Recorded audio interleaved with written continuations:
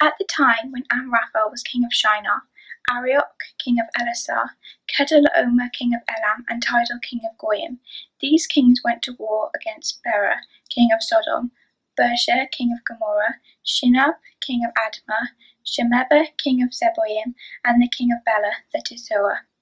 All these latter kings joined forces in the valley of Siddim, that is the Dead Sea Valley. For 12 years they had been subject to Kedorlaomer, but in the 13th year they rebelled. In the 14th year, Kedorlaomer and the kings allied with him went out and defeated the Rephites in Ashtaroth-Canaim, the Zuzites in Ham, the Emites in Shaveh Kiriatham, and the Horites in the hill country of Seir, as far as El-Paran near the desert. Then they turned back and went to En-Mishpat, that is Kadesh, and they conquered the whole territory of the Amalekites, as well as the Amorites who were living in Hazezon Tamar. Then the king of Sodom, the king of Gomorrah, the king of Admah, the king of Zeboim, and the king of Bela, that is Zoar, marched out and drew up their battle lines in the valley of Siddim against Kedorlaomer, king of Elam, Tidal, king of Goyim, Amraphel, king of Shinar, and Arioch, king of Elasar, 4 kings against 5.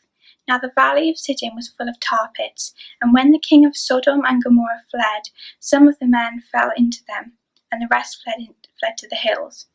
The 4 kings seized all the goods of Sodom and Gomorrah, and all their food. Then they went away. They also carried off Abram's nephew Lot and his possessions, since he was living in Sodom. A man who had escaped came and reported this to Abram the Hebrew.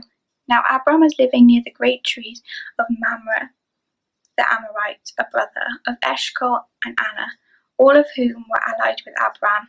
When Abram heard that his relative had been taken captive, he called out the 318 trained men born in his household and went in pursuit as far as Dan.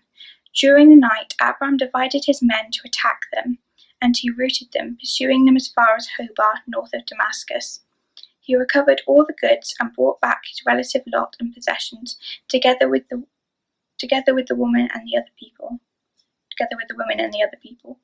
After Abram returned from defeating Kedorlaomer and the kings allied with him, the king of Sodom came out to meet him in the valley of Shaveh, that is the king's valley. When Melchizedek, king of Salem, brought out bread and wine, he was priest of God Most High, and he blessed Abram, saying, Blessed be Abram by God Most High, creator of heaven and earth, and praise be to God Most High, who delivered your enemies into your hand. Then Abram gave him 1/10 of everything. The king of Sodom said to Abram, Give me the people, and keep the goods for yourself. But Abram said to the king of Sodom, With raised hands I have sworn an oath to the Lord God Most High, creator of heaven and earth, that I will accept nothing belonging to you, not even a thread or the strap of a sandal, so that you will never be able to say, I made Abram rich.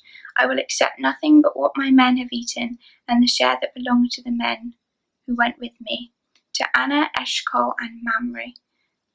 Let them have their share.